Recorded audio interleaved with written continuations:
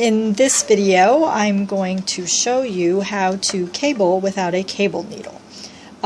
This technique doesn't work very well with slippery yarns or with really large cables, 6 stitches and greater, but for smaller cables like 1/1, 1/2, or 2/2, this works really well, and with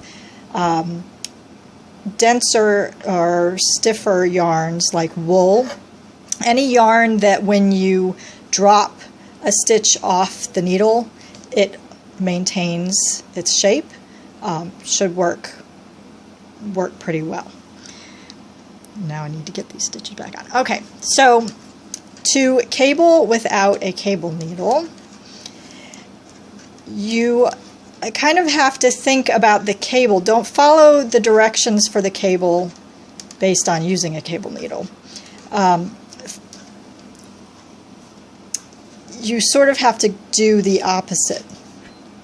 So instead, think about which stitches need to be on top and which stitches are moving to the right, and whether they're moving in front or on the wrong side. So if I was going to do a 1/1 right cross, the second stitch would be moving to the right over top. So you use your right hand needle to grab that second stitch in front, and you drop that first stitch off and then pick it back up.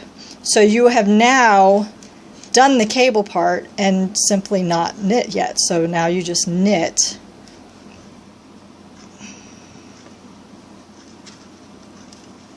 those 2 stitches and you have cabled without a cable needle. So similarly, to do a 1/2 right cross, I would need this third stitch to travel to the right over the first 2 stitches. So I'm going to go in front with my right needle and pick up that third stitch, and then I'm going to drop the first 2 stitches and then pick them back up. And that is why you need a yarn that will maintain the stitches when you drop them off the needle. So very slippery like silk yarns or finer yarns might not work as well with this technique. You just have to try it. But cabling without a cable needle can save you time. So now that one's split. Oh well. Now let me show you some left cross cables. So if I was going to be doing a 1/1 left cross, that would mean this stitch on the right would travel in front over to the left. So instead of reaching in front, I need to reach behind and grab that second stitch from behind and drop this first stitch on front and then pick it back up and cross them. And now I've crossed those 2 and I simply knit them.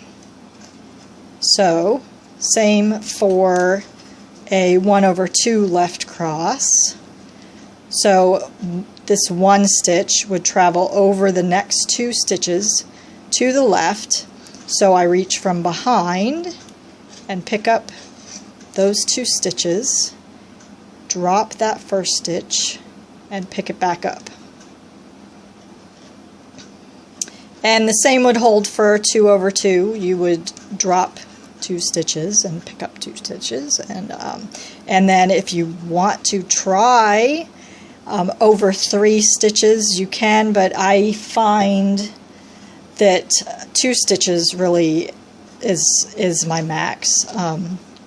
It gets a little more difficult and frustrating to do anything larger than 2 for me, but other people can do 3 no problem. So it just depends on how badly you want to be able to work without a cable needle.